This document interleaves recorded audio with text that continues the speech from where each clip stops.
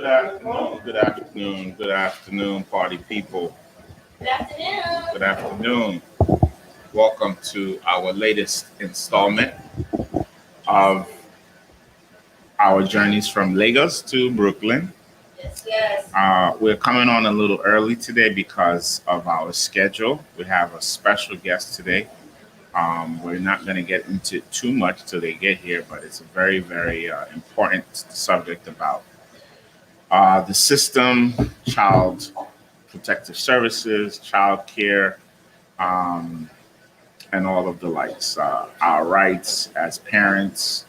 Um, so it's going to be an interesting, very deep discussion, and we hope for your to have your attention. Um, and hopefully your support. Maybe you can help this family out. Obviously, this is why they're making their story public. So um, they can get their message out and be heard. And hopefully, on our platform, we can have someone on here that can be of assistance to them and to us as a community. But we wanted to come on early because it's been an incredible year. This is our second show this year, I think, Yes. right? Yes, it's been an incredible year. We're only 7 days in. 7 days in. Some people are already saying, "Now throw this one back." Throw this year back, like it's already starting on the wrong foot. But I think it's starting with the same momentum that was established in 2020. The where we take that momentum and how we use it is what's going to make the difference. To me, the year hasn't really. It's been very uneventful because nothing really has changed. Nothing is really different. I think our guest is here, so you can see them. Nothing has really changed. Nothing has really been different. So we are still kind of reverberating off of 2020 and everything that went on in 2020. Yes, brother. How are you, man? So we are going to be getting ourselves together to get our guests in. So just bear with us, bear with us as we get this show together. But wanted to come on and talk a little bit about yesterday. Um, as you know, we are anti-Trumpers. We are people that believe that he's been extremely dangerous to this country and to society in general. And every week, we talk about our bewilderment with people that are fascinated and actually entertain Donald Trump and his buffoonery. And every week we warn them that this is not going to end well, and it's not going to end in the way they thought that it was going to end. This guy is a walking disaster. I mean, time and time and time, he will burn those that are close to him. So it never ever ends well for Mr. Donald Trump. And as we saw yesterday, he took it a little bit too far. He took it too far, and his supporters died. It's unfortunate for that soul. It's unfortunate that people put their lives on the line for this idiot, but that's what happened. And unfortunately, she got shot in the throat, and she didn't make it. And I heard there were about 4 people that died yesterday. Um, One of the things you want to take away in watching the videos when the crowd was coming up into the Capitol, the door was locked. The door was closed. Who decided to open up the door and subject the Congress people to that crazy ass crowd? I mean, in law enforcement, that, listen, you put your life on the line to protect and serve. So, I mean, it sounds harsh, but the guys that were outside that first barrier, they weren't supposed to go in. They weren't supposed to close. You're not supposed to open that door. So who gave the order to open that door to allow those officers to go in, which subsequently, easily, they got pushed aside and the crowd came right in after them. So it just seems very, I mean, is it because of their lack of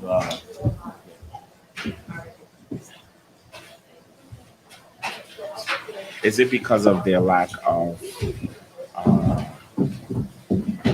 fear for each other that they were allowed to just waltz into the Capitol? Because obviously, when we had Black Lives Matter protesters out there, the approach was completely different. The military was standing, like somebody said, like we were in an Avengers movie. They were all on guard. Where were those people yesterday? You can't say you didn't know. Even little me here in New York knew that there was going to be a huge crowd in DC. And as you heard Donald Trump invite them to the Capitol. So how come there was no preparation? How come they were not standing on guard, waiting for this crowd, or even just talking about what they would do in case that was, they had to have contingency plans. It's just very, very, very suspect. And I'm not getting into was this some kind of conspiracy or was this pre-planned or something?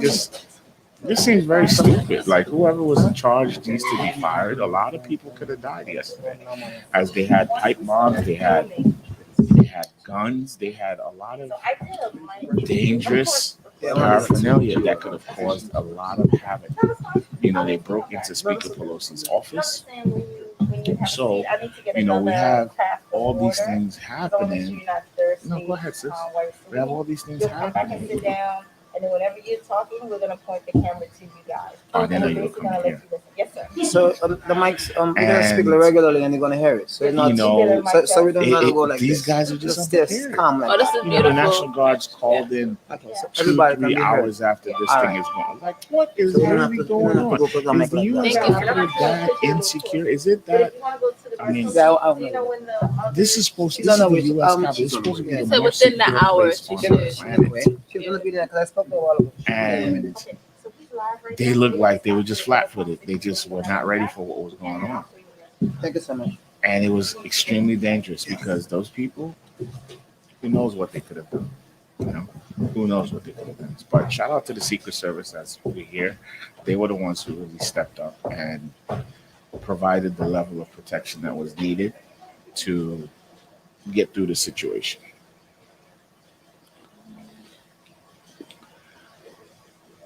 But as we continue,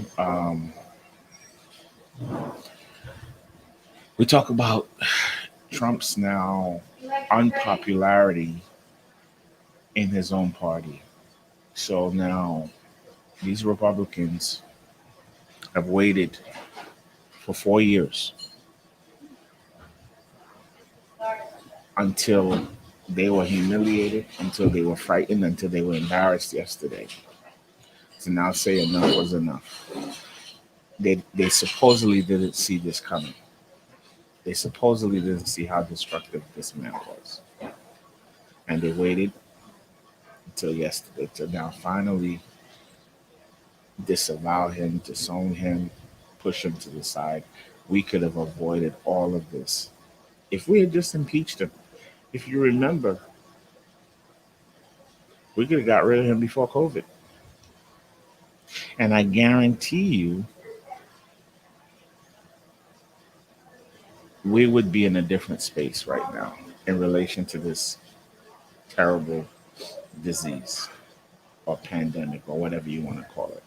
I guarantee you 350 people would not be dead today if we had impeached him a year ago. These people put party over their country. I don't even know if it's their party. They put Trump over their country. Because as you saw yesterday, those rioters, they took down American flags and put up Trump flags. And why? Why was this man so popular? He was popular because he was a racist. He was a nationalist. No, it's 4. He was a white supremacist. Okay. And deep in their hearts, deep in their souls, they have an affinity for upholding white supremacy. Can I tell about the white family? Until it wasn't funny anymore. Until they became the threat.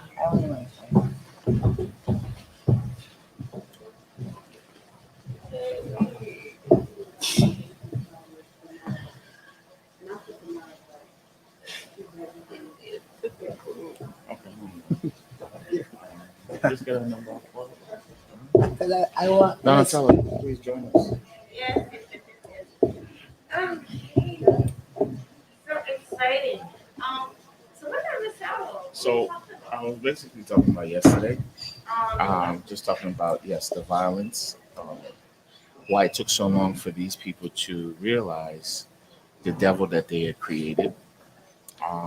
And finally, when it finally came to their door, that violence came to their door. It was now finally time for them to act and now condemn him and now be against him. But all this time, when we could have impeached the man a year ago, they did nothing. They defended him.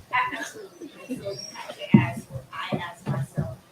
This is ridiculous. He's now 16 days left of his presidency, and you might as well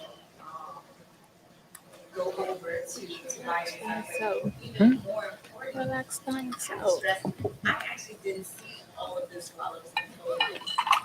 This was amazing to me, right? I was stuck under a big rock, I would say. No TV, no Wi-Fi, busy working on a project. And all of a sudden, Nice with you know, I'm talking to people, they're like, "Why you Nice with her mask. And the first thought I had when I Like saw alien over the camera. all the model people that going onto the White House steps and begging on the city floor, I asked myself immediately, if these people were black or brown, They should do put I out think jacket. they would have made it that far onto the White House steps? And that's the part that was really sad for me, right? Well, we've all asked that question. I think we all know the answer, and the answer is absolutely not. We would have never got that close. We would probably have never got to the stairs. I mean, perfect example, Black Lives Come on, Matter. Cold. They didn't even get to the gate. Couldn't even stand Billy in on my front phone? of the church. We came out waving the Bible upside down. To take the video. And dispersed the Well, you're gonna be all of us gonna be in the best together. friends who are in DC on business. And one of my friends sent me a picture from his hotel. He's facing another room at the hotel right next to the White House. And there's a huge Trump flag, pinned up on the curtains in the window. So you have to ask yourself, how safe do you feel I never in tried that environment? Well, whose safety are we talking about?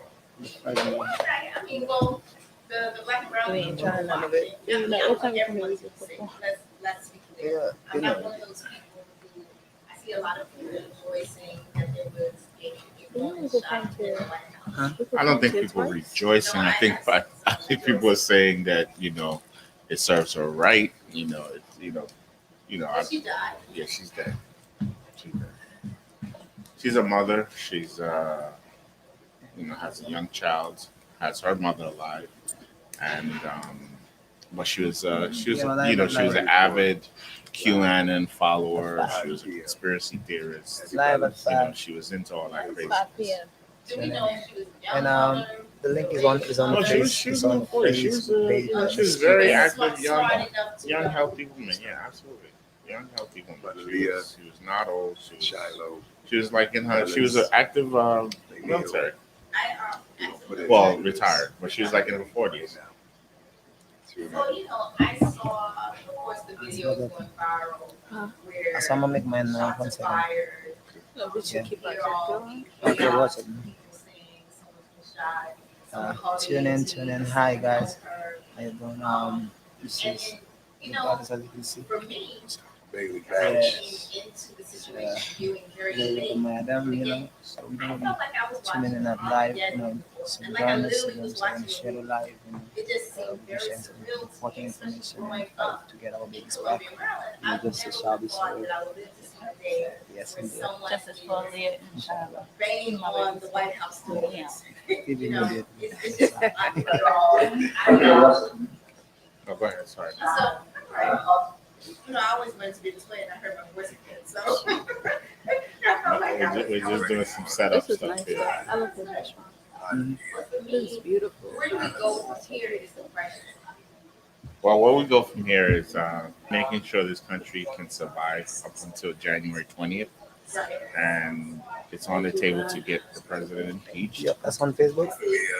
Not yet. I'm just about to put it on there. And that, quite frankly, that's not a bad idea. You know, why let this man continue to endanger all of our lives? I think the thing that it appears to me that the local Washingtonians or whatever you call them stayed off the street. They were nowhere. Oh, absolutely, absolutely.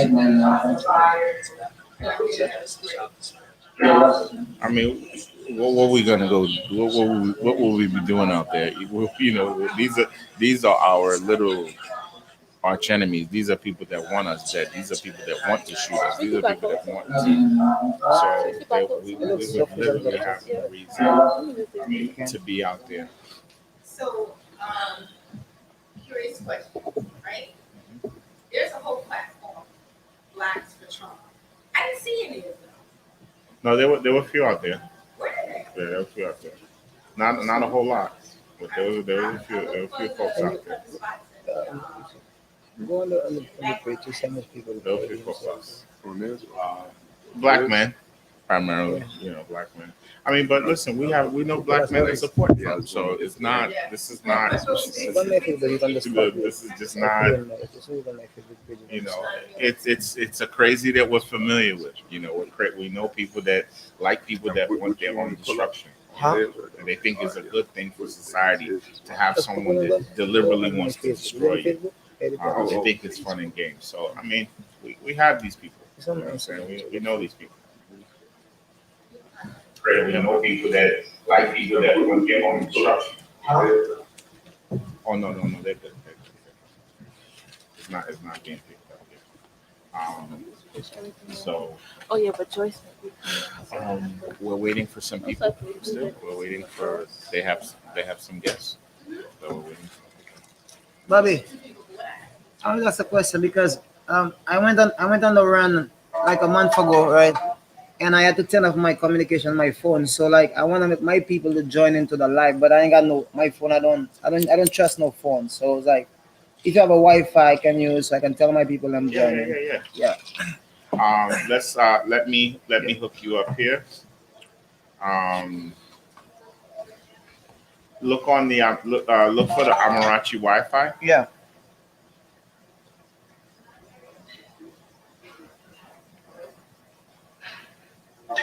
You talking about yourself? I did not realize this. I thought we were. It's like new 5G or new. So New, either one is. we guys still we're taking All right. a moment, just kind of warming up the mic, giving a chance for some of you guys to tune in, get on the channel while we still wait live? for our exciting guest You still live? to actually. My That's fine. It's the pre-show. Yeah, it's the warm up. What? X2. X. Hold on, baby. X2. You guys will notice that I'm enjoying Some food over there. Capital Y2. dinner. It's all caps. It's caps. Yeah, Cap. Okay. But in the meantime, I might X2. have some fries Y2. and Well, a now nice take the beverage caps off. All right. Hold on a second. from my friend MJ. Y2. Yeah. AHG AHG. number 5. Yeah. Oh my goodness gracious! I have to All right. So give my friend MJ a hug. tune in. You got it? Yes. Thank you. Thank you very much. Tune in. So, you know, Yeah, I'm tagging you. so you guys, if you want, we want to start introducing you guys. Yes. As soon as you're ready. Just Yeah, casual stuff. one- We'll yeah. get into deeper when the rest of the crew get here. There's only Okay, one more great. person missing. Yeah, But we one good. more Yeah, whenever you're person. ready. Whenever you're ready. All right. Yeah. And this is beautiful, by the way. So Thank you so yeah. much. Yes. Thank you for having us. this right here. I love this place. So, If you want your people to be able to comment, so you can see it, it'll pop up on the screen. it's okay. We got it. It's okay, yeah. Oh look, I Okay. see us there. That's so cool. Because I'm sending them to the Amarachi Studios on Facebook. Yeah, Amarachi Yeah. Studios. Yeah. Fine, yeah. Okay. click the link. Yeah, below. click on the link. And Yes. edit it. Make sure that because they would probably think that you going live. Yeah, it's a limit. Link below. So when a person comes, So, they're gonna have to type in a little bit. yeah, I'll put zoom out a little bit. All right, so starting from our left, Okay. sister, Okay. This way. Okay. yes. Please introduce yourself. Hi. I'm Nikaba McNeil. I'm a musician, writer, coming out with a children's book called Just Try. And I'm also the mother of my 2 children, Aaliyah and Shiloh Bellis. Beautiful, beautiful. Yes. Pleasure to meet you. Pleasure to meet you as well. Again, Again, yeah. I think I've met you before. Yes. Yes, again. We performed here. Yes, exactly. I remember Yeah. we had a wonderful concert. Yes. Wonderful concert. We And did. you, sir, gentlemen? Yes, I go by the name of Eddie Bellis. I'm from the beautiful land of St. Lucia. I'm a musician. I like to consider myself as an activist at this moment because I'm in the fight, I'm saying, to get my babies back. And I'm a father of 3, I'm saying. And that's basically it. That's what I want to say. Okay. Mhm. I'm just gonna turn the volume up a little bit. We're all kind of like mild-mannered talkers there. Yes. And you, sir, Brother Joseph, what's up? Do we have to Yes, sir. project? It would be It'll nice. be nice. Yes, It'll be nice. okay. Yeah, it'll be nice. All right. As long as they're comfortable, they can hear you. Everyone can hear you fine. Okay. Yeah, well, my name is Joseph Bailey, and I'm from South Carolina. They call me Joseph the Dreamer because I've been on a journey for the last 18 years to turn my mother's local legacy into a global phenomenon to actually change the entire world. So I just got a call by my brother and my sister doing my activism all over the country on this fight. And so I just dropped everything for my brother and my sister. So I've been here for months, and I'm going to stay here. Well, I'm going to stay in the fight with them until their children are released. So I'm here as a witness. I'm here as a brother. I'm here as an activist. I'm here as a commitment to a better day. Well, we have an hour. We're both Josephs, just so you Oh know. man, Oh, you're that's special, man. You're special. amazing. You're a special man. You're a very special man. Yes, sir. Yes, sir. Yes, sir. You're Yes. special. I know what you mean. Yes, I sir. know the story. Thank you, sir. But one thing Yes, in your talk, before we get into the meat of it, I want to hear about your mother. You mentioned her in the story. Of course, everyone that knows me, Amarachi is my mother's name. So my mother, Oh, wow. Never knew the that. name Beautiful. Amarachi, yes, it's my mother's actual name. So the legacy of carrying on your mother's work and her greatness, it's part of my inspiration too. Wow. So I wanted to hear about your mom, Yeah, because you mentioned her. yes, sir. Well, I mention my mom all the time because she is my inspiration for why I continue to move forward. And basically, my mom, first of all, she had 11 children. I'm her 7th child. Wow. Born on Martin Luther King Jr.'s birthday. That's on the 15th next week. Wow. Yeah, born with a dream. So you can find me at IHaveADream, TOOglobal.com. Okay. So it's a big movement. But however, my mother has served the community for decades, where she built communities of rehabilitated criminals to productive citizens. Okay. Basically, people coming out of jail, before they go to see their children or their mother or their wife, they come to see my mom to get jobs, housing, covering from the cops. I mean, we built homes for the homeless. So we have strategies that we took from my mother's history, and we've been duplicating it all over the country for the last 18 years and outside of 10 other networks in 10 other countries. And again, this is the season for the manifestation. I just never knew that the manifestation would be serving and standing with my brother and my sister through this horrific position that they're in. But my mother is the inspiration for it all, because she stood and she did not allow no one to tell me that this is right. That regardless of I'm trying not Take to get your all time, the way in brother. there Take your because time. Take your I'm time. We very got time. emotional It's just us. in this direction It's right just here us. because The it's ancestors sad. are with us. Yes, sir. Yes, thank you, Amen. thank They're you, with thank us, you. you But know. my mother is everything to me, and I'm on a mission to in 6 months. There's a capital campaign from January 15th to July 15th, where we're going to open up 200 empowerment life centers of America with her name, Elizabeth McKelvey Bailey McDaniel Empowerment Life Centers of America. And we're going to open 200 of them in 6 months. There's a strategic strategy that's moving forward in a few days. So thank you for speaking about my mom, because that's everything in my spirit. Everything moves in me is my mom. Thank you. Yes, thank you. Brother Eddie. Yes, sir. I've known you a long time. Long time, man. Long time. Before this existed. 325 Franklin. You know, exactly. Before this existed.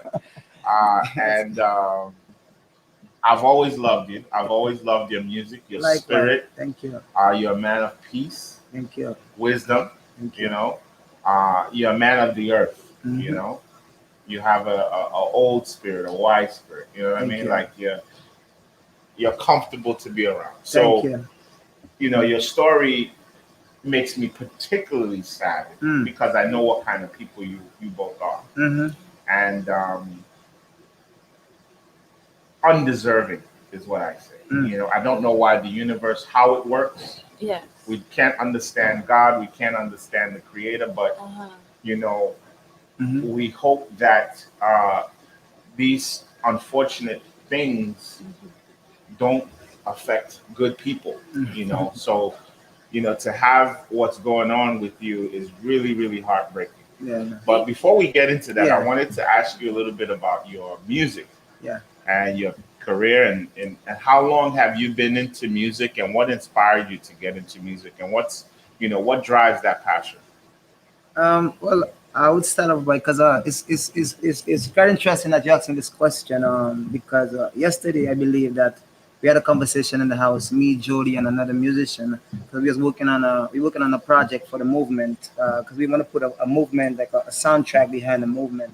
Because like I told the people in the courts and ACS and all of them that they mess with the right people. So rather than be unfortunate, I feel it's a fortunate situation that has allowed me as a musician to use my voice, you know, because you see like Mick Mills, Jay-Z, they're using their voice in prison reforms.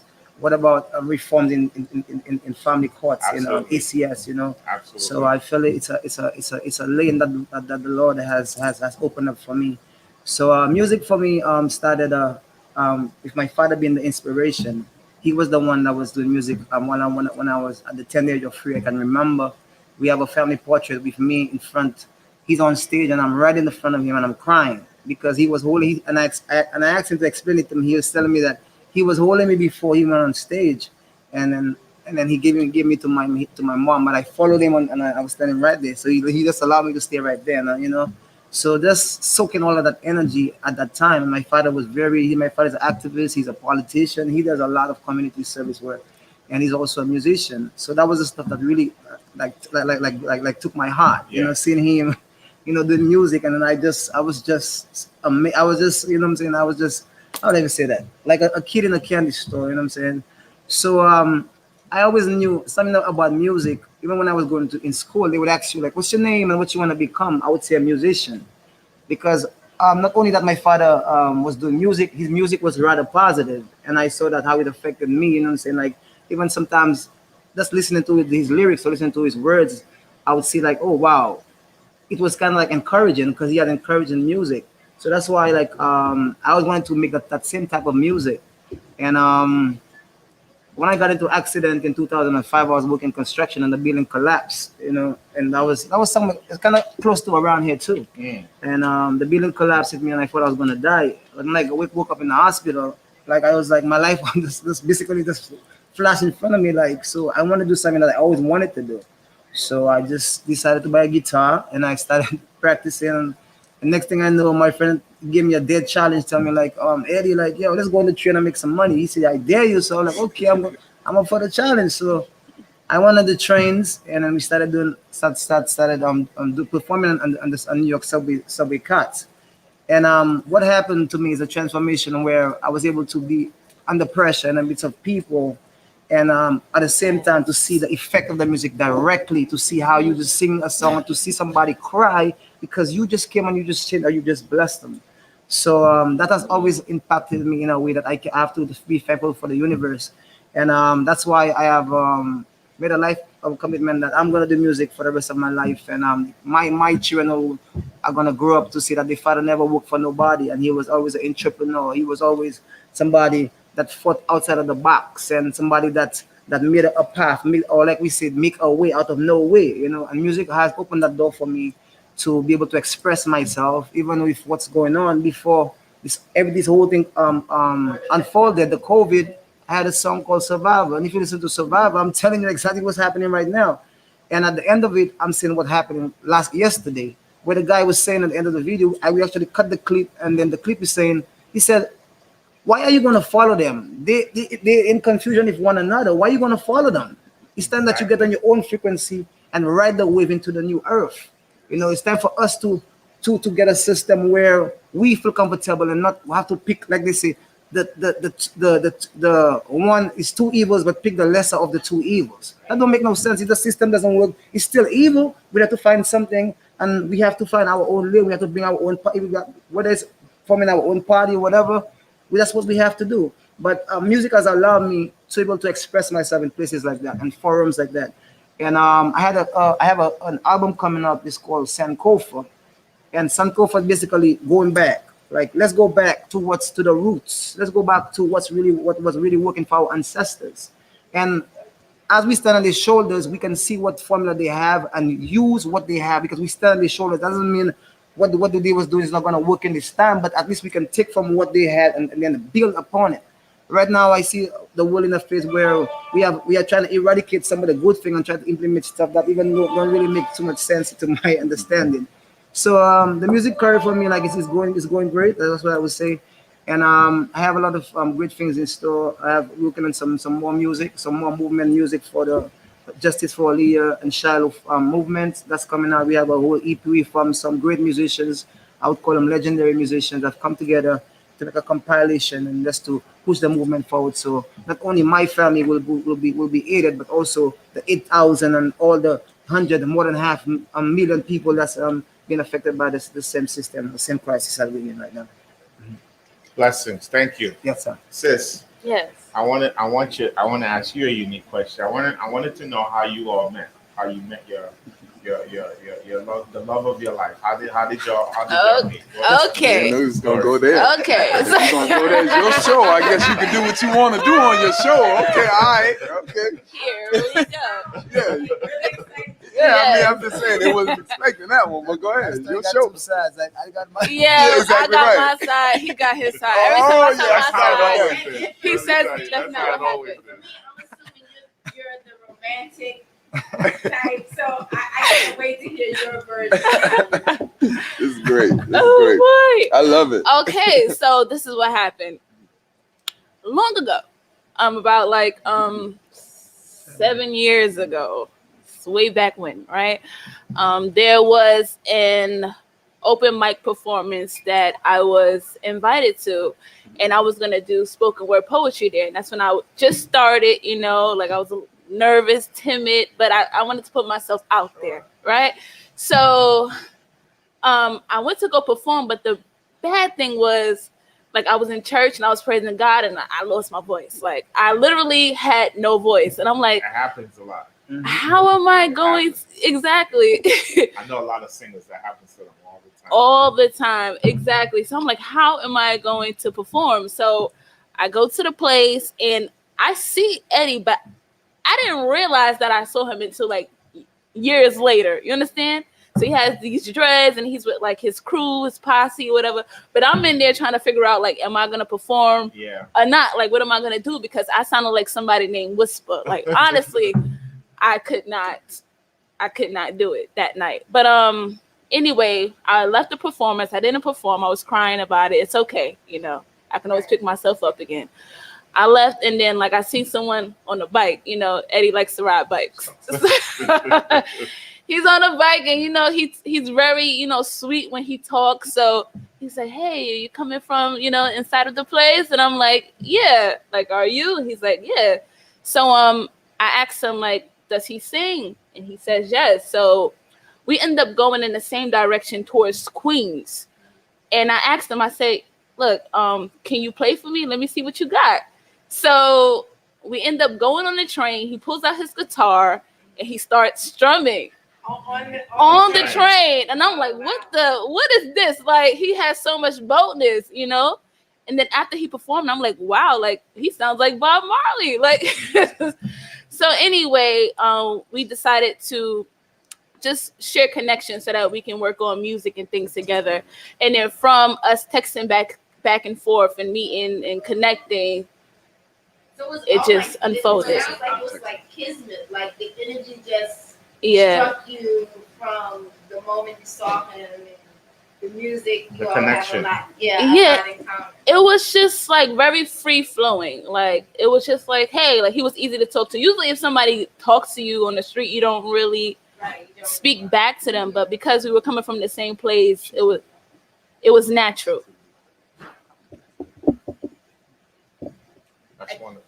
I think I got a little distracted. I'm Yes. paying attention. Yes. Joseph is letting me Yes, know that that she's our here. guest is Yes. coming. Yes. That's fine. When she comes in, we'll But I want you to get listen into though, it. because it's very interesting. Yeah, Yes. but- Yes. So, I got so distracted go ahead. too.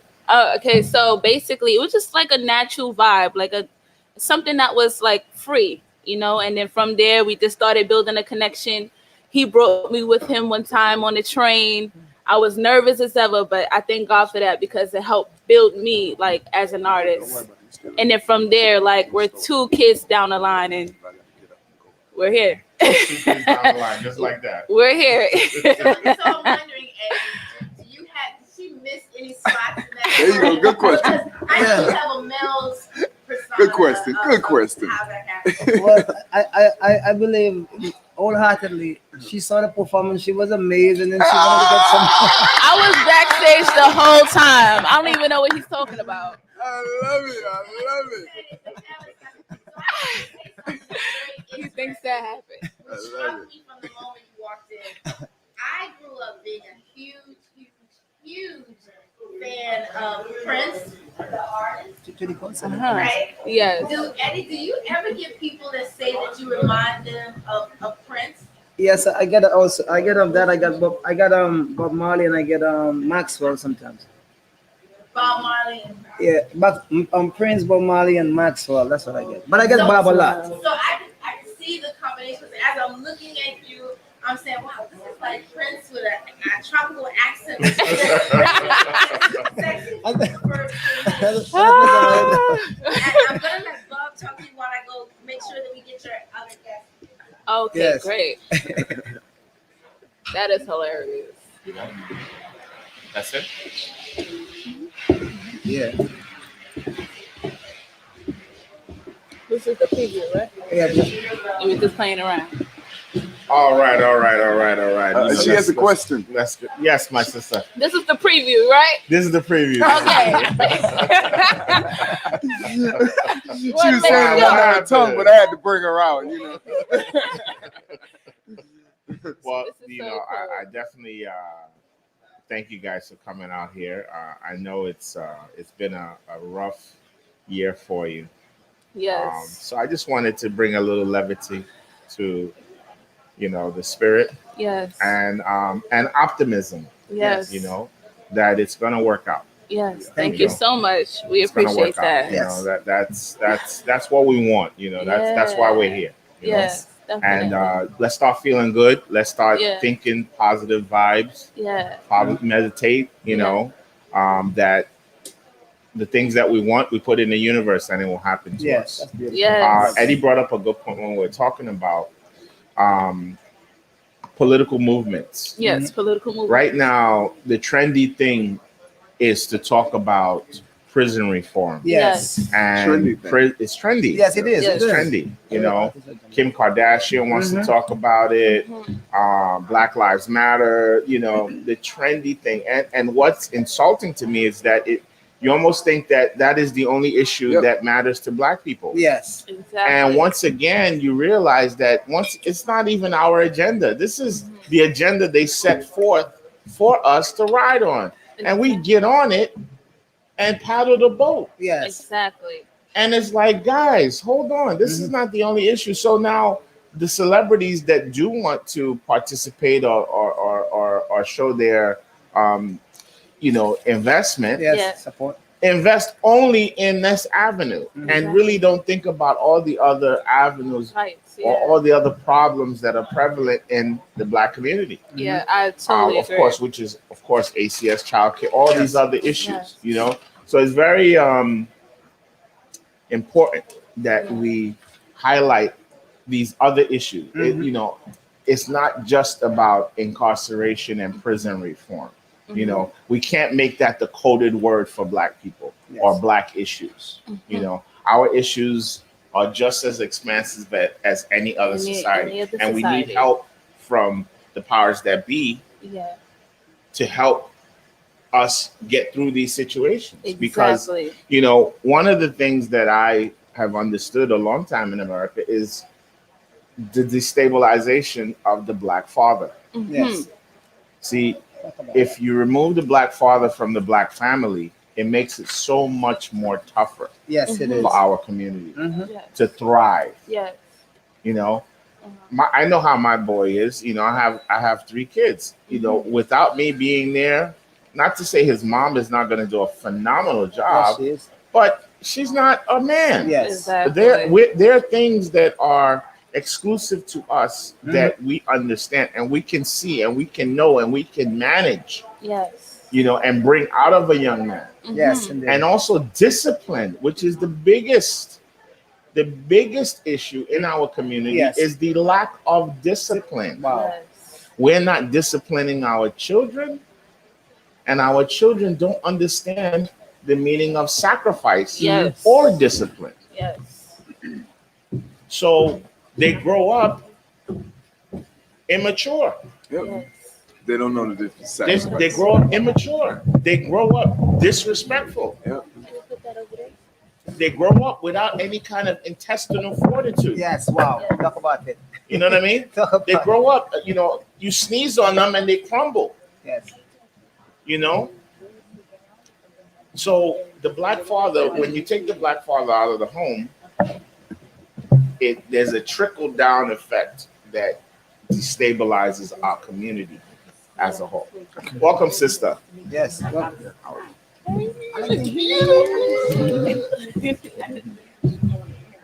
Oh no, that's not yet. We're just doing a preview. yeah.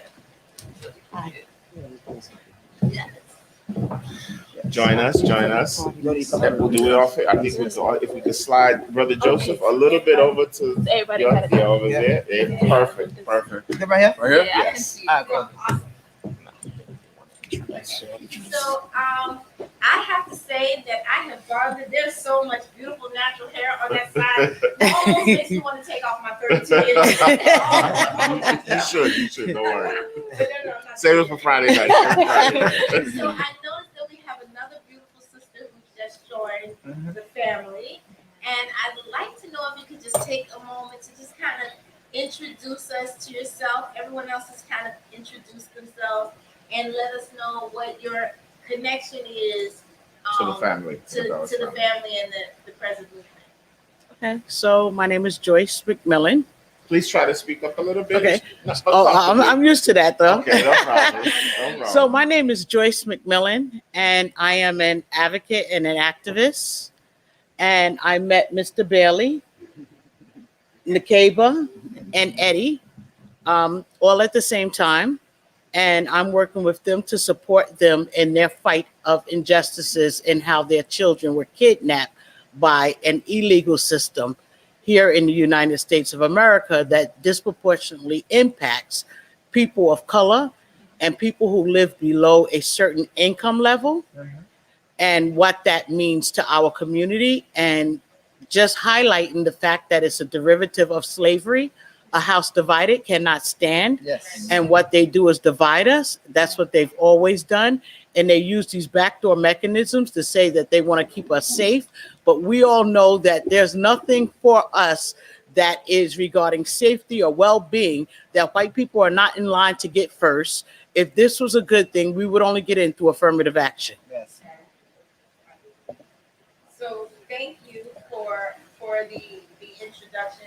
As you were coming in, I just kind of asked,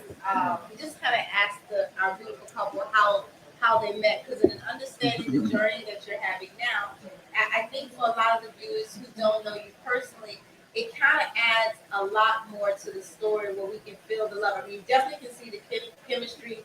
You seem like excellent people to me, which I would imagine just from looking at the pictures, you're excellent parents as well.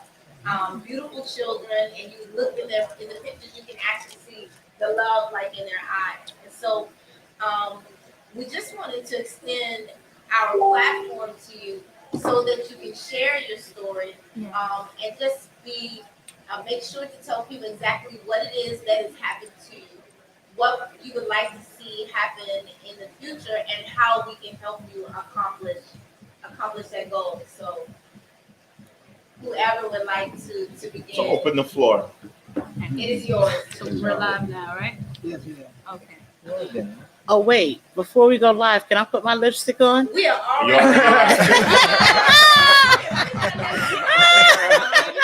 So you don't feel bad. I forgot to put mine on too. We're gonna roll with You it. look good. You look good. We're gonna roll with it. Don't worry about I it. get you the right way. Don't worry about it. It's not beauty, it's knowledge, right? Absolutely. Don't doesn't wear lipstick. He I does know, not I understand. know. Okay, so where do I begin? It all started in a hospital. I gave birth to my newborn 6/27/2020. So that's last June. That's true. Okay. Okay. In the high school. In the height of the pandemic. Exactly. So when I gave birth to her, she didn't come out crying like other babies. They immediately took her from my chest, and then they said they had to revive her. They said there was something wrong with her umbilical cord. When they cut it, it severed. They basically wanted to study her.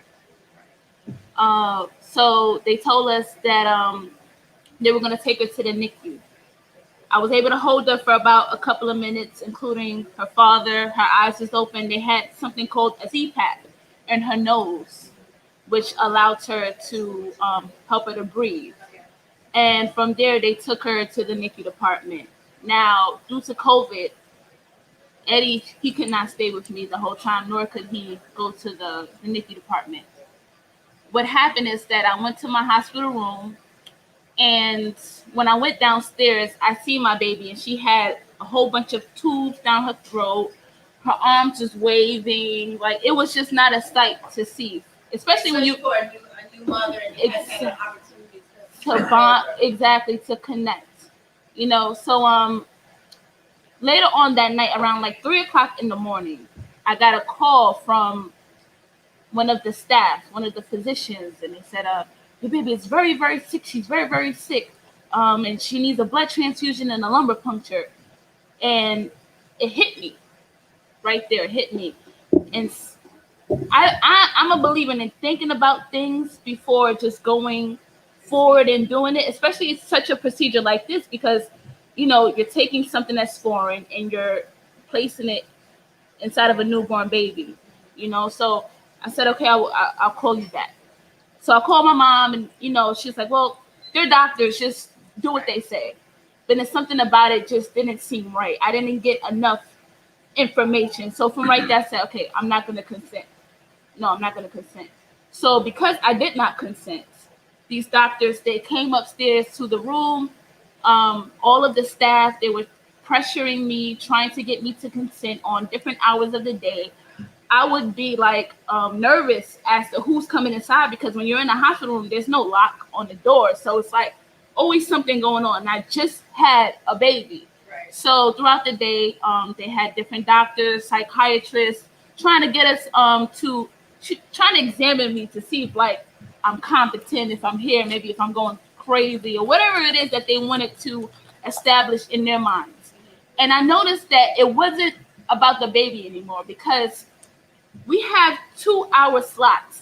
Because of COVID, you cannot stay with your baby all day.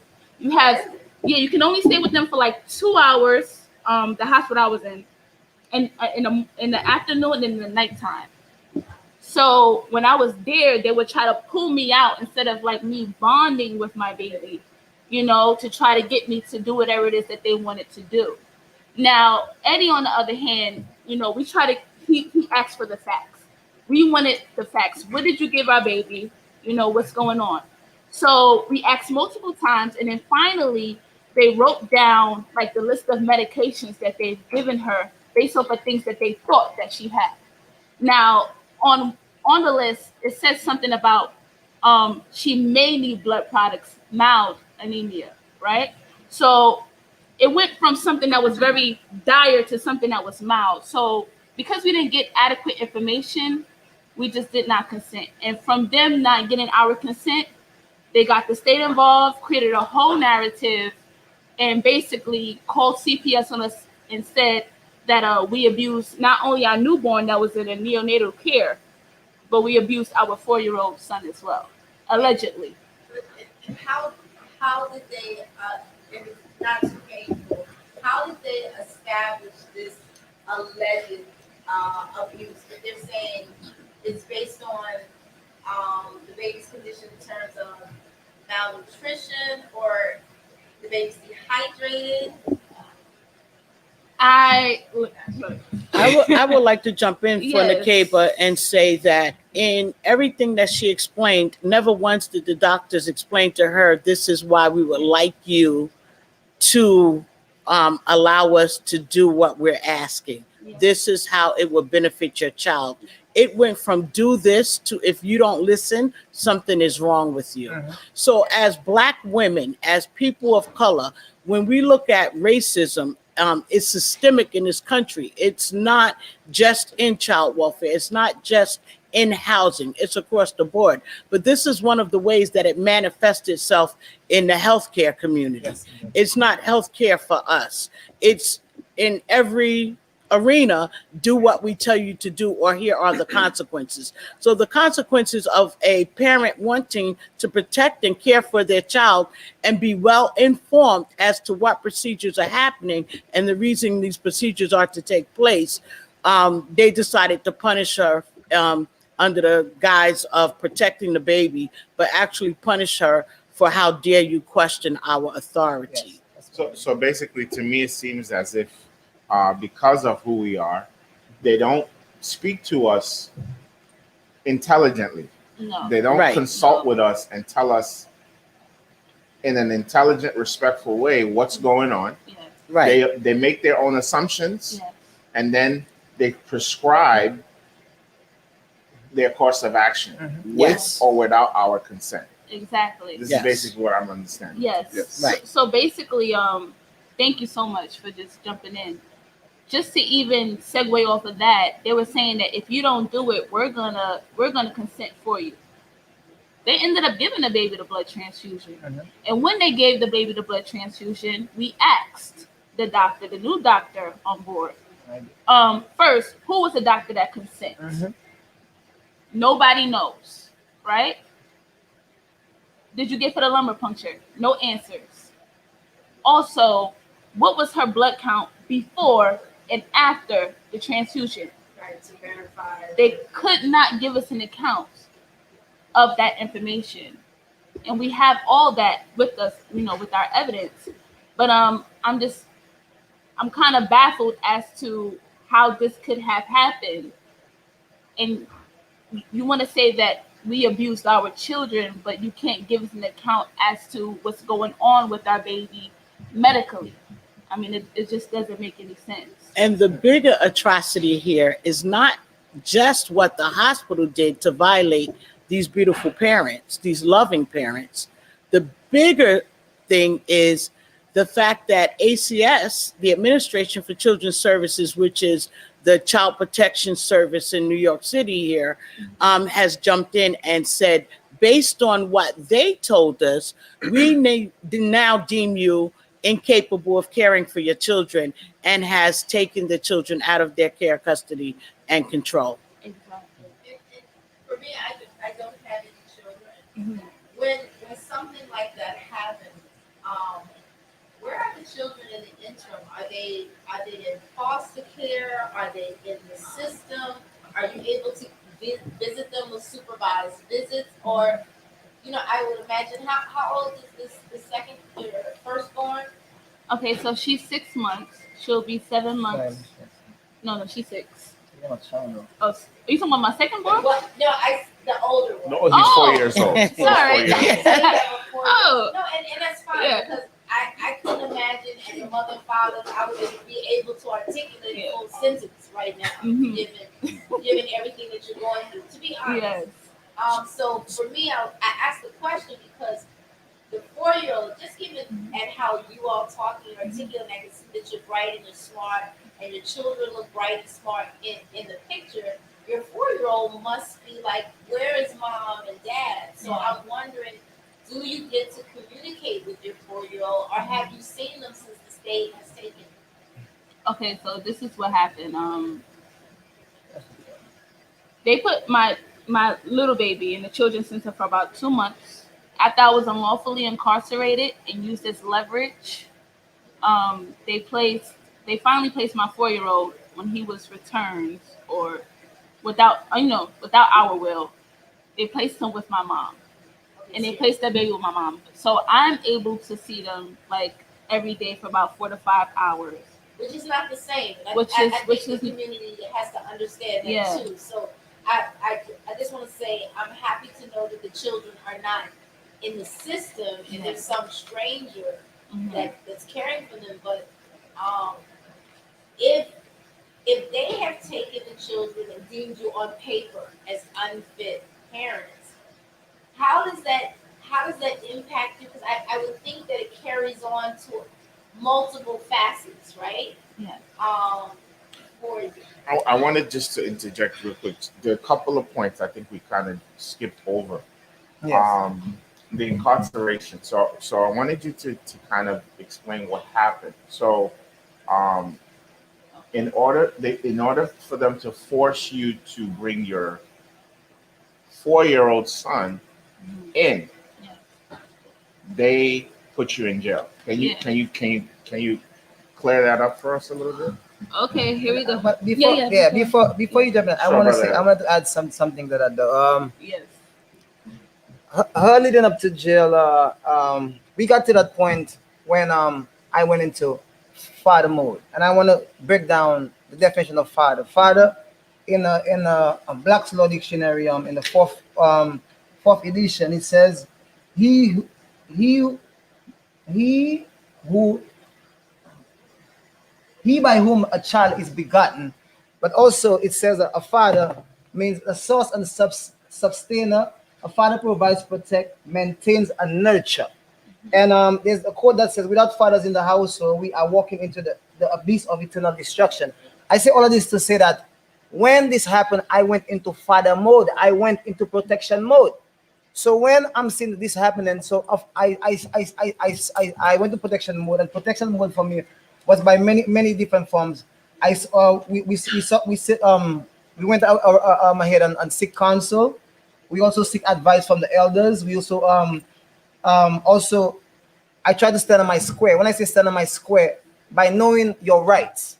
When you know your rights, you know that your property, no matter, there is something called common law. No matter what part of the world you go, you cannot go in somebody's house and take something. No matter where you go in the world, it's just common, no matter. So it's common law. So common law is my property is what is It's your property. yes, it's my property. But I want to break it down. It is what is property. For me, when I say property and when I say it in the courts, they always say no, it's not property. But what is proper to my person for my own enjoyment, exclusive to all others in society. So whatever I consider is my property, it's mine. You cannot come and interfere in my property and move it there and say I do this. It's my property. I have the right to do and use my property how I please. So by me setting myself into the space, they have look at me like, oh, he's not supposed to be around. But we was just talking about the same thing. When the father is not around, you see what happens. It mirrors with the same prison system where we take out the father and you have the same children that don't have a father in the home, and the same children actually go into the prison system. It's all like a setup. So we were seeking counsel. We took counsel, and we was addressing the courts because they took us to court at first, from the hospital straight to court. Nikeba was still on the hospital bed, healing. From the day that the baby was born, she haven't had one chance to heal. They keep coming every single day, something. Up to a day like today, they still come in. You understand me? So we want to get counsel, and we was sending our letters to the courts, because if you understand law, you are the best person to present yourself. Everyone say, get a lawyer, but a lawyer can only represent a fictitious entity. As far as a person, you are the best person to present yourself, because you have the first-hand knowledge. A lawyer can only get the second knowledge as to what he can either be a witness, and that is all in the law, which that the court system have pledged, taken oath to the judges, and all of them have taken up a pledge to uphold the same laws in the Constitution. So we have been approaching it by taking our writing our letters to tell them that we don't consent to certain things, and that we would like restoration of our property. But all of the letters that we were sending into them, it fell on deaf ears. Nobody was giving us no response. It was like we were just sending papers and they were not responding. We even had videos where we actually gave them notice. We make claims, and we went to the court with our claims, and we demanded it to speak to a clerk, because the clerk job is to get the claim and take it to the other side of the party, so the party can understand when it's court day, at least he has my claim, so I can say, you know what, see exhibit A, exhibit B. You understand me? But the clerk has been, I would say, they play in court where he doesn't want to show his face. So how can I get my claim in? So what happened is they was always making us come to court, and we'd go every day and place on the record that we do not consent. You cannot take somebody's property and tell them how to administer their property against the person's wishes and the consent. It is unlawful any part of the world you can go.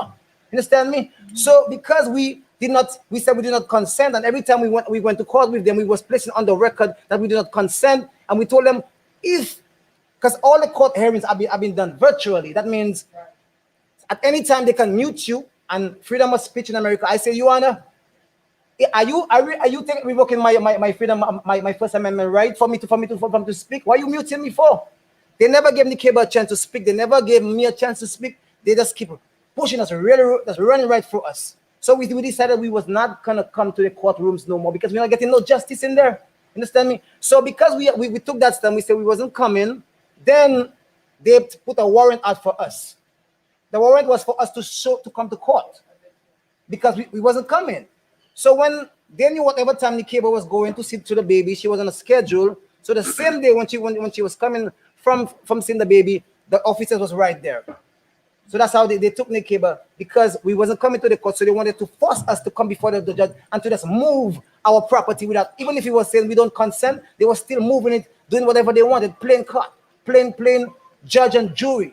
And then the judge would tell me, where's my lawyer? And I would tell him, that's a conflict of interest when you have the lawyer, the prosecutor, and the judge being all paid by the same state. You understand me? So how is that in my best interest? And every time Nikeba went and took 3 lawyers, and all of these lawyers, she had to fire all of them, because they all working, they all in bed together, they all work for the bar, the private non-profit corporation, where each of them have registration numbers, and they have no legal licenses for them to practice law.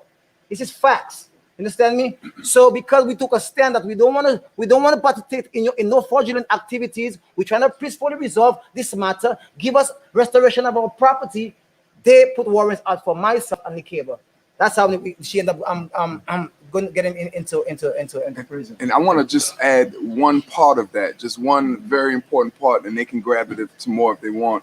But they actually in the beginning, when it all started with the children, the one child, which was the newborn. That's what everybody needs to understand. This case started from a newborn child. She had a newborn child, and there was 2 different positions that the parents were presented with. One, they needed this blood transfusion very, very, very bad. The other one is mild, they may be. And so right there, they want adequate information. They didn't get adequate information. They were forced to sign something so they can move forward what they wanted to move forward. Then immediately when they didn't consent, they went through the process. Even one of the moments basically the most important thing is, since they did not consent, they immediately threatened them and said, we're going to get CPS involved. It doesn't give any comfort, I know, but I have to say that I've heard the story before, what you're saying.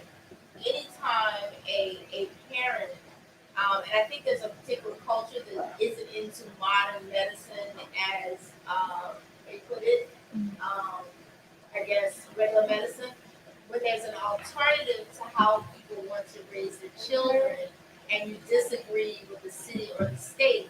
I've heard before that the state will take the stance that the parents are being harmful toward the children and then step in.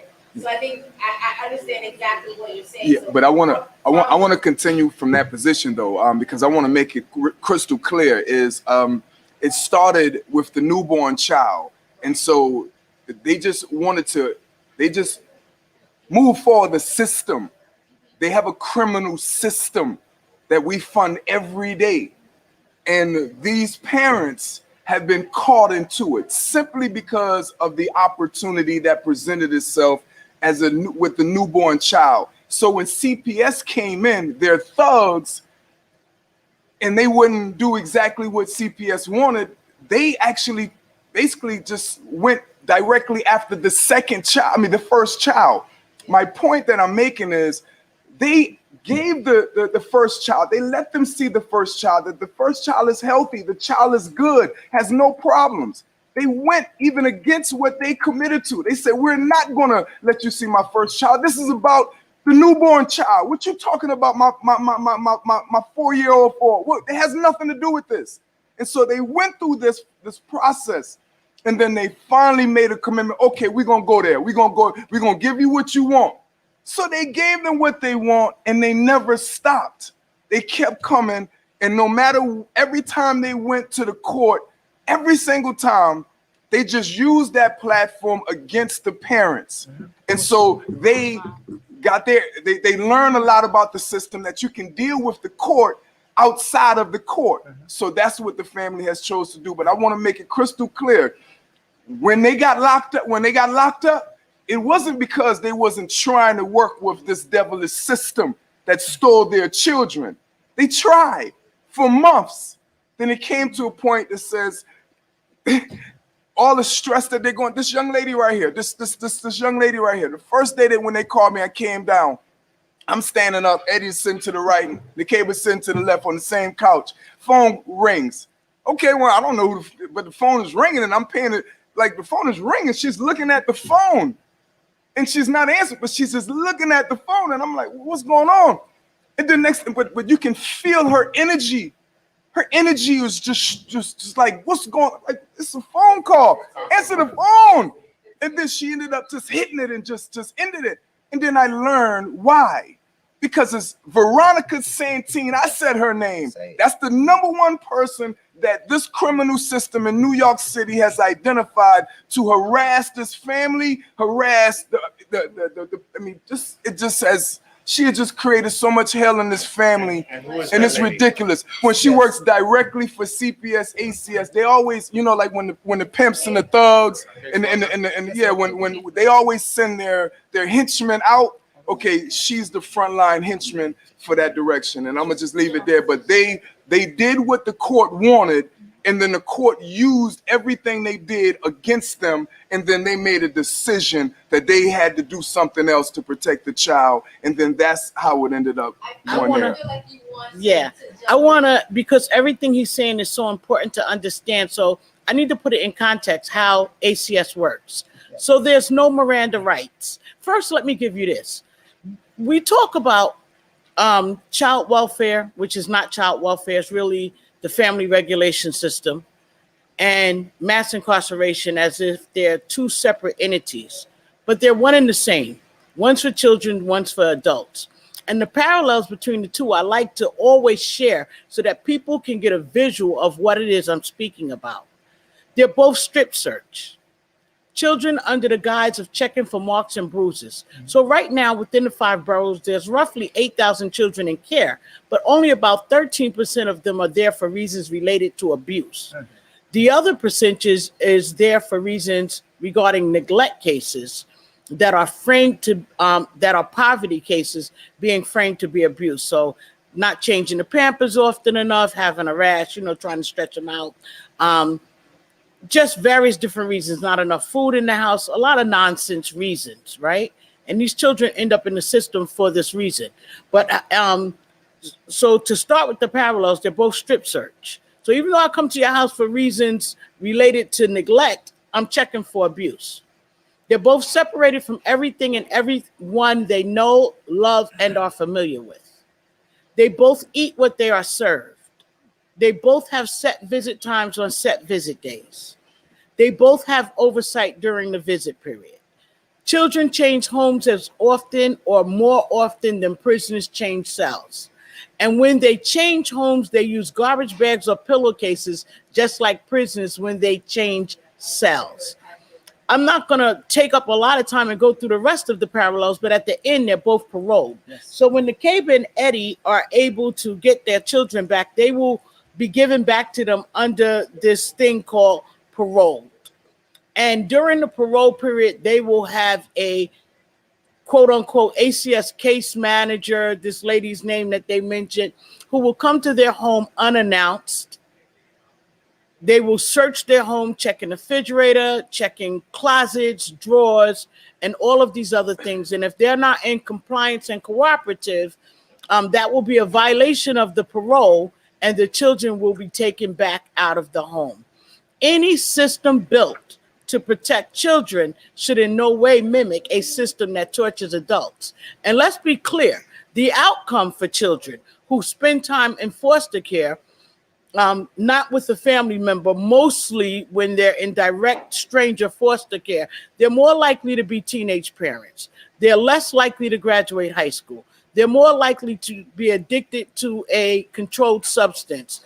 They're more likely to have been molested, to have developed mental illnesses, and many other things that we know the parents would actually protect their children from. I say that to say the only thing that CPS protects children from is success. And we need to be clear on what they're doing and the mechanisms they are using to achieve their goals of dividing us and harming us. I call foster care a prerequisite to mass incarceration because a very large number, higher than 50, 60% of children who spend time in foster care end up incarcerated, mostly within their first year of release from the foster care system.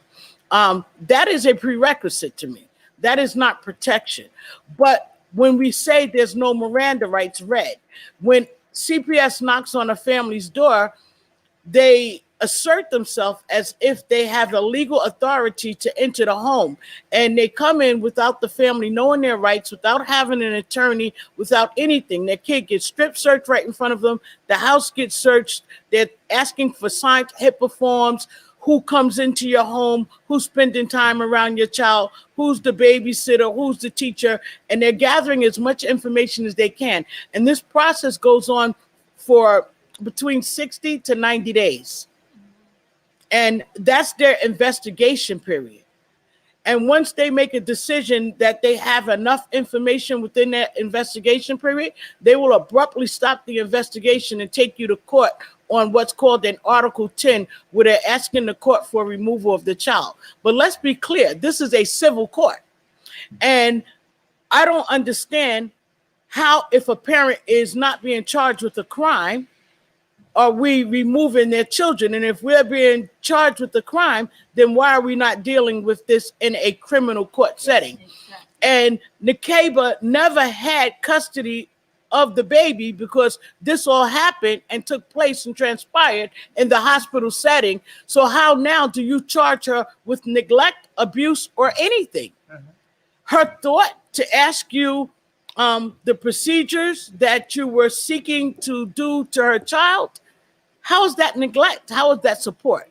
And so it just shows you how this system is set up to make families fail, and how this system is set up to ensure the failure of children.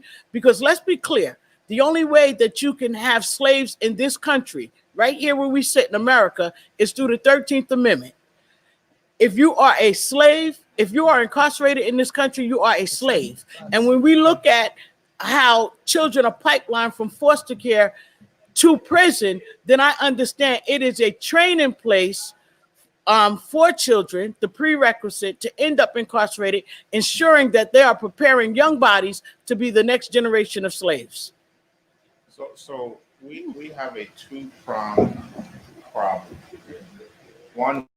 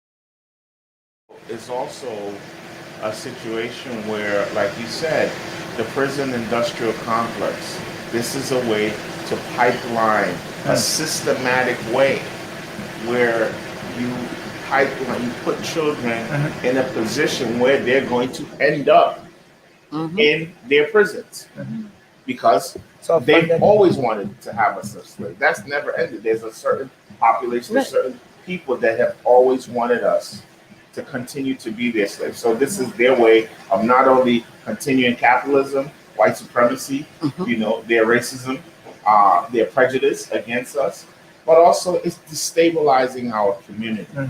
And we need, the reason why we're doing this live is we need help. We need people with power that can help change the narrative.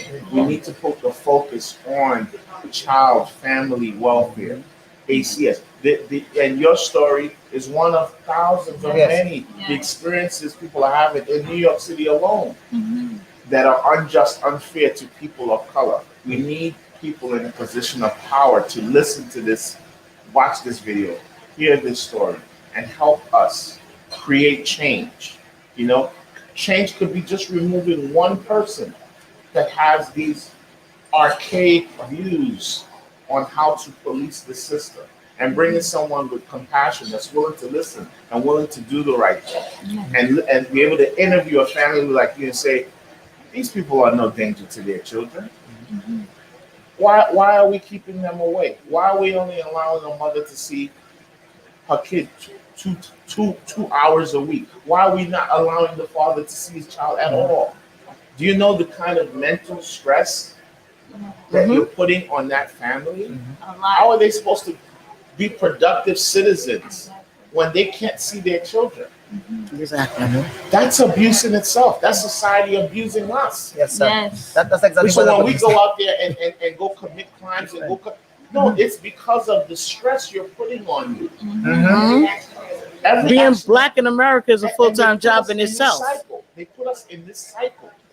So let me share what's interesting. In today's New York Times, there's an article about ACS hiring a man who did research on pedophilia since the 1980s. And they hired him, his name is Dr. Sandiford, and they hired him to head a research project for them in reference to their LGBT community of children that they have and the difficulties they have in placing those children in homes. Once the story broke about 2 weeks ago that he had written all these articles about pedophilia and boys sleeping with men and so forth and so on, and has been an expert witness to pedophilia, ACS cut ties with him. And they said they didn't know his background, which is problematic for me because I bet you know their background. And what's interesting, something you don't know, is that when a parent has this type of involvement with CPS, they go on a list that's called the State Central Registry, which has very similar effects to a felony conviction. But a lot of people don't even understand that this list exists. I do this work because 20 years ago, I myself was impacted by this system. My youngest child right now is 21 years old. And based on the state law, other than the fact that I just got it changed, I would stay on this list until my daughter turned the age of 28. And if I gave birth to a new child as a derivative, my time on that list would restart until that child turned the age of 28. So essentially, you're on this list for your entire life. So as an example, I have 2 children. And if my children gave birth right now until the law goes into effect and needed me to be a resource as a grandma to their children for whatever reason, I would not be allowed to based on this, whatever we want to call this agency, right? I'm trying not to cuss on there. And yeah, I got a potty mouth sometimes. And they would prefer to put my child in foster care. And then they would say, generationally, this is what's happened in her home, but they're not speaking about how they create the recidivism themselves through their actions. So I have a question. When we speak about prison and we talk about the money side of prison and what each inmate needs to the state in terms of dollars and cents, I noticed you drew the parallels of the criminality between what's happening to them as parents and the children and ACS and programs like that. Would you say in your experience that the state benefits from the children? Yes. Of course. Absolutely. Of course. I was going to say follow the dollar. Yes. Right? So for every month that a child spends in foster care, there's a federal kickback incentive. Yes. So the incentive is not to keep children at home. The incentive is to keep children in foster care. It's incentivized. So let's bring back the whole issue of poverty. So say either myself, Nakeba, or one of us here has an issue where our child needs a special type of surgery, but we're poor, we're living in poverty, and we have Medicaid, and Medicaid won't pay for that specific procedure. They would then charge us with neglect, remove the child from our home, and do the procedure under their Medicaid, because families have limited Medicaid. Remember, there was a time where you just had open Medicaid? Not anymore. So families have limited Medicaid, and they have open Medicaid. So instead of supporting the family and keeping them intact and paying for the procedure or utilizing their Medicaid to pay for the child to have what's needed, they would take the child out of the home and say that these services are only available when the child is in care. And so that's one of the things that incentivizes removing children. The federal money incentivizes removing. So now there's been great pushback about this. So you're starting to see some small shift, but it's not a big enough shift. So now what they're doing is they're incentivizing preventive services, which is surveillance. So we're trying not to remove the kids out of the home. So we're not going to remove the kids out of the home. We're just going to tell you, you got to take mental health services. You got to take parenting classes. You got to take drug treatment. You got to take this, they give you a whole slew of services to take, and they're making their money on that end.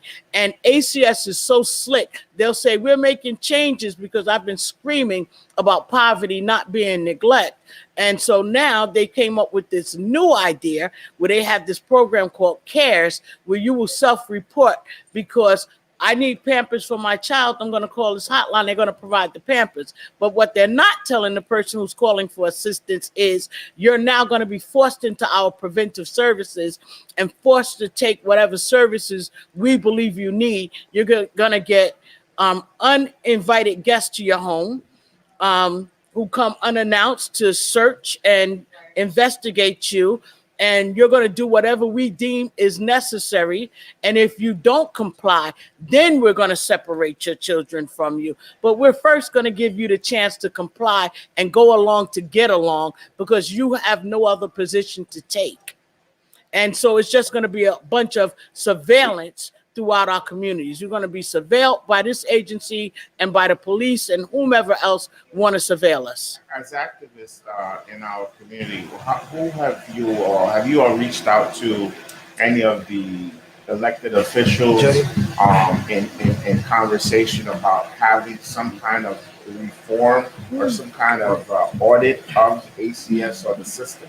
Yeah, I mean, just I'm sorry.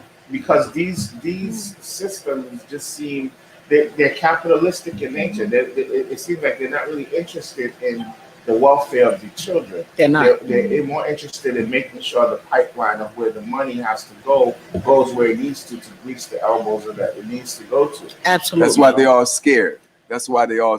Well, I'm gonna say right here, this guy, I took weeks, months, however long, picking up the phone every day. And I'm calling everybody in New York every single day in reference to politics. Politicians, even people of influence, all of the media outlets, and started at Governor Cuomo, because the buck stops at Governor Cuomo for oversight of the family courts in not only Queens, but in New York. Because when Governor Cuomo opens that door of all the trauma that's going on in the family courts in New York State, it's just gonna make people throw up.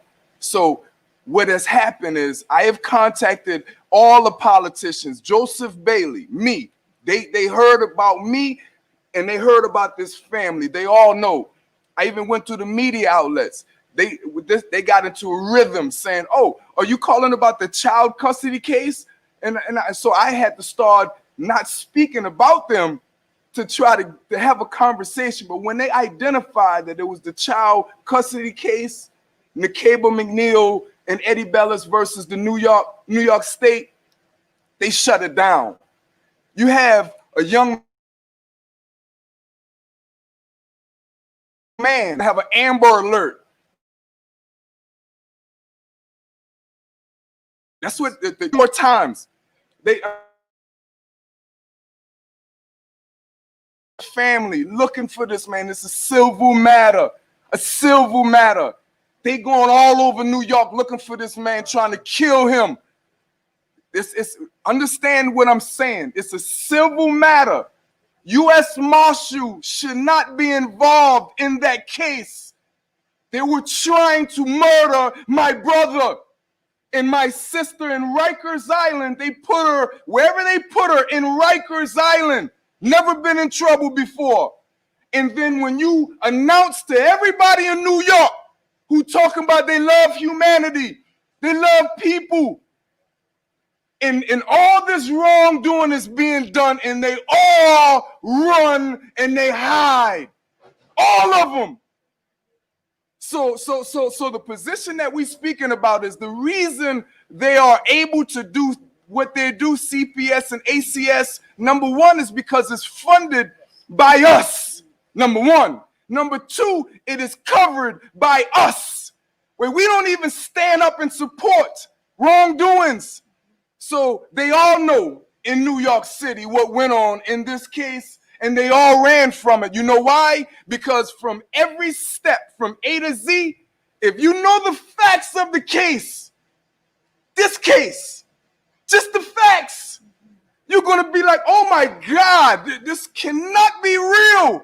But it's real, and they all know. Governor Cuomo, he knows. The mayor of New York, he knows. These attorneys, they know. But they let her sit in Rikers Island. They let him be hunted like a dog. They let it happen.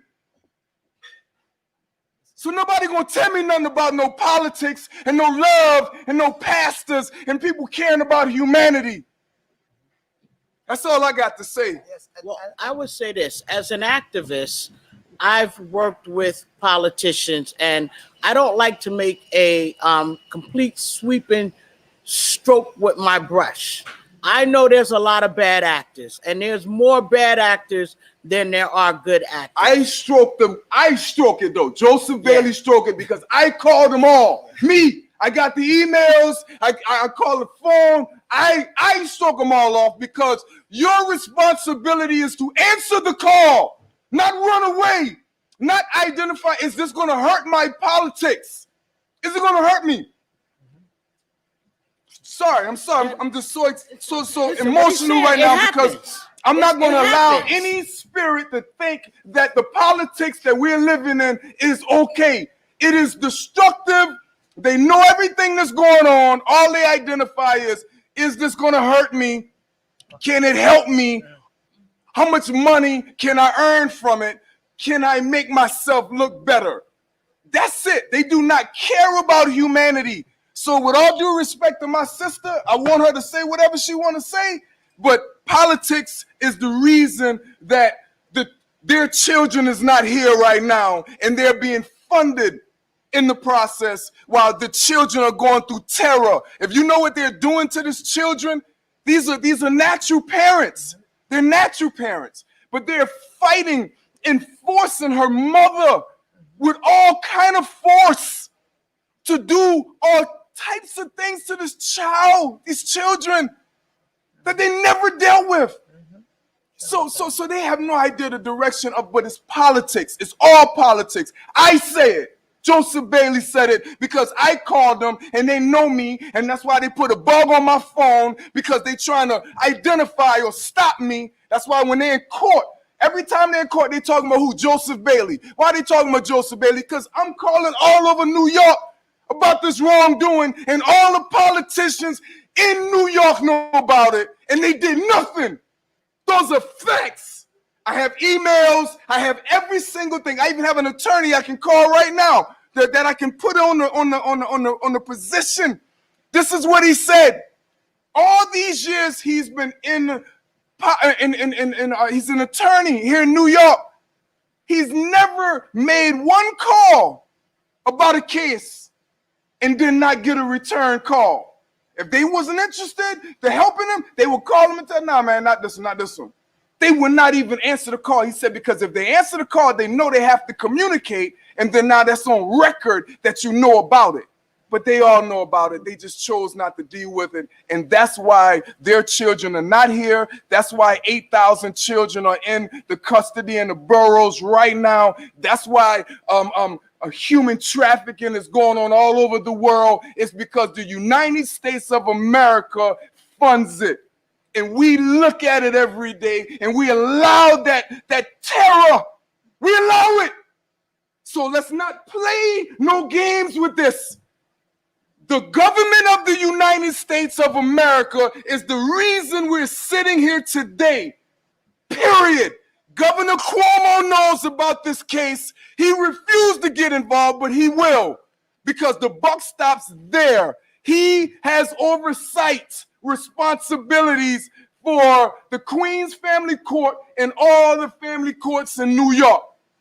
And I'm done, but I would love to hear more about the family and their position. But I want to set the record straight. The politics is all involved in this. I think we have to separate the politics from the politicians, though. Right. So before you go, I just want I to put in the make same sure, box. I know that there's a lot of passion and we appreciate that. And I just want to make sure that you know that the people who are watching the show are feeling your passion. We're getting comments like "Don't apologize." We have one viewer who's in Alabama that says, and this is to piggyback what you said to me, Eddie, yesterday, which is why I'm sharing the similarity of what you're going through with your children and how it also mirrors what happened in DC yesterday. Mhm. So because of the conversation we had, I want to make sure you know that people are chiming in with that too. Yeah. One viewer says the way the cops treated the terrorists yesterday, as compared Kid to gloves. the way they treated Black Lives Matter, shows white privilege affects in America. CPS/ACS. Yes. There are a lot of other comments that are being made, but I do want to give the floor back to the jury. But I just want to separate the politics from the politicians, right? Because again, I hear what he's saying, and I once felt like that, but as I've been doing this a little more, I've found allies in this. And I'll give you an example. I met a parent who was being gravely mistreated by this system, just like Nakeba and Eddie. And I had 3 senators that showed up to court with me every court date for this family, has fought tremendously. This parent's rights have been terminated, and these senators are writing amicus briefs on behalf of this family. One of those 3 senators was the one who carried my bill through Albany and helped me to get it passed, even when Governor Cuomo vetoed it the first time. This senator was aggressive in not allowing that piece of legislation to be vetoed. And I will tell you, I've only been doing this work for 5 years. And I was told that that piece of legislation wouldn't pass in my lifetime. And within 2 years of me beginning and a year of meeting and forging a relationship with this senator, that bill passed. And so there are allies who are elected. Eddie as a father, I want need to them hear talk. Eddie. I'm sorry. I need to have Eddie's word. And I feel your passion, Joseph. They're the problem. I'm done. Please. No. They're the problem. I just want to say, I mean, we have about 8-9 minutes. Okay. But I just really want the family at this point now to let us know what do they need done, what kind of help do they need at this point, so that anyone that's listening, ourselves, whoever's in our network of friends and family that can help us, let them know so we can begin the process of restoration. Thank you. I just want to read something that my daughter, because I got a daughter, she's 8 years old. Sunshine, Daddy loves you. If you're watching. She sent me a message yesterday. She said, my dream is that my sister can come back home. And then I said, yes, my love, keep praying for that. It will happen soon. God is not gonna play with those devils no more. She said, period. Then I said, haha, yes indeed, you are very funny. I said, you are right. She said, I'm going through them and I'm going to fix them. They need to go to the doctor. And I said, yeah, to go and get a checkup for their brain. She laughed. And she said, I think they bumped their head so hard on a rock. I said, ouch. She said, good for them. And that's from the mouths of babes. Right. Understand me? So it not only affecting us. One thing I wanted to basically touch quickly was the fact that it affects not only us, it affects, when you look at 8,000, it affects our mothers, it affects our children, it affects our cousins, it affects the whole community. It affects everybody. It's like a domino effect. You hit one, it does, somebody over there feels the same thing. Yep. So I want us to keep in consideration that it's not only us. When we look at this live stream, when we look at these videos, take into consideration that it can happen to somebody 2 doors next from you. It can happen to you as well. It can happen to your family members. So what we asking as is community support for us to come together, come unite. Let's come together, and we definitely have certain links, certain resources. Also, Joyce have an event coming up on the 18th. It's a rally where we'd like people to come out. People with the same similar situations, because there is strength in numbers, and we know the best way to divide any empire is to separate it. When you look at Where's the rally? it's The rally Yeah. is going to commence a billboard that's going up on 125th Street in Harlem, New York. It's going up on 125th and 2nd Avenue. The event will be taking place on Martin Luther King Day, Monday, January 18th from 2 to 5 p.m. Eddie and Nakeba, who are artists, will be playing some songs with their guitar and singing. And we're going to ask the community to lift them up. They are going to tell their story at that event. They are going to speak, and they're going to have their ask. And I'm going to help make ask in how communities support not just Nakeba and Eddie, but there's 8,000 children in the system, not in New York State, in New York City, between the 5 boroughs. 8,000 children. 80% or so, close to, are there for reasons related to neglect, not abuse. I'm an abolitionist. I do want to completely abolish the system, but for me, I'm a thinker and I'm strategic, and everything I do has to be done in a very strategic fashion. I'm not going to go and light a torch to the building, but everything I do is going to be to decrease their funding, decrease their availability to families by pushing legislation like Miranda rights, advising people at the rally and who's listening today, you do not have to open your door for them. They will threaten you and tell you they're going to call the police, but the police cannot come in your house without a warrant either. Tell them to do so. You're not opening your door no matter who shows up outside. Call yourself an attorney or represent yourself. That is completely up to you. I am not here to make a decision on how you choose to personally handle your case, but I am here to say I support knowing the wrongdoing, and I support how you need me to support, but I need you to support by showing up, contacting elected officials, putting them on notice that they're not getting your vote, register to vote. Your vote counts. If your vote didn't count, they wouldn't try so hard to disarm us of the vote. Okay, one more thing. I noticed on your page when I was reading some information, do you have a GoFundMe? yes, we do. Nakeba, take us away. Yeah. Do you know the GoFundMe? How do we find the GoFundMe? You can just go also on It's Justice for Aaliyah and Shiloh. Justice That's for for Aaliyah. Aaliyah and Shiloh. Yes. And you were about to say something. Yeah, I'm sorry. Okay, yeah. So that's our GoFundMe. It's Justice for Aaliyah. And Shiloh. And I don't think Shallow's on there. Yeah, if you search. But anyway, we'll figure it out. Justice for Aaliyah and Shiloh. You just Google it; it'll pop right up. Also, on the 12th is the court that they set for us, but we plan on showing up at Queens Family Court this Monday coming up. And I don't want to leave this live stream. This Monday the 12th. I don't want to leave this live stream without saying that God is in control of all things. So I thank God for this experience. I thank God that He put me in a position to be aware of what's going on in this society. And I thank God for using me as a vessel for change. And just know that ultimately prayer is a powerful thing. So we need your prayers as well. Not only phone calls, but prayers. As we... It's okay. Wow. Yeah, right. It's all right. It's a lot. It's okay. What time is court on the 12th? You know, a lot of us don't know when to get to court.